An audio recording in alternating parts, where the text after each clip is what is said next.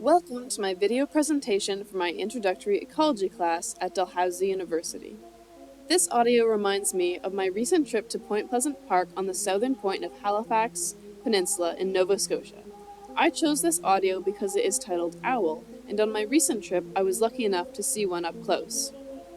Canada's largest crop, if you could call it, is trees, and approximately 50% of Canada's land base is covered by forest and woodlands, making this ecosystem both economically and environmentally important. 30% of the world's boreal forests are found in Canada, characterized by being mostly white spruce, black spruce, and tamarack. However, Point Pleasant Park and most of Nova Scotia are Acadian forests, which are predominantly red spruce, balsam fir, maple, and yellow birch.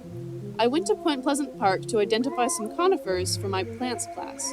By looking at the long needles and the lack of woody pegs on the branches, I was able to identify the tree as a pine. Not only are the pine needles great for identifying the tree type, but they also serve ecological purposes. The dark pigment in the needle helps attract sunlight and therefore heat during the cold winters in the northern hemisphere.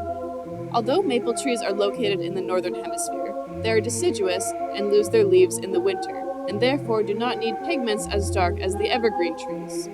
The shape of the long, thin pine needles reduces surface area and prevents dehydration. The needles also have a thick, waxy cuticle for the same reason. The trees in Point Pleasant Park shed light on some of the ecological processes in Acadian forests, but we can also see ecological concepts by looking at Point Pleasant Park as a whole. In 2003, Halifax was hit by Hurricane Juan, which caused significant environmental and industrial damage.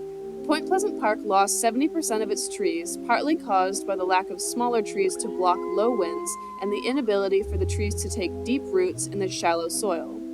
Point Pleasant Park then became an example of secondary succession, where there is a disturbance such as a natural disaster that does not wipe out all of the vegetation and the biological community regrows through ecological succession.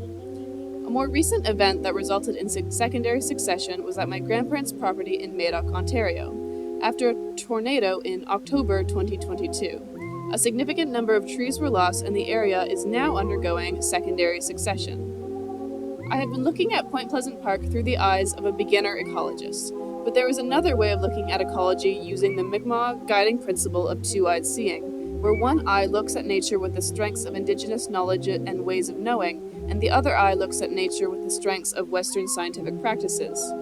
In conclusion, exploring Point Pleasant Park through the lens of ecology can provide valuable insights into the importance of forest ecosystems, ecological processes, and the impacts of natural disasters.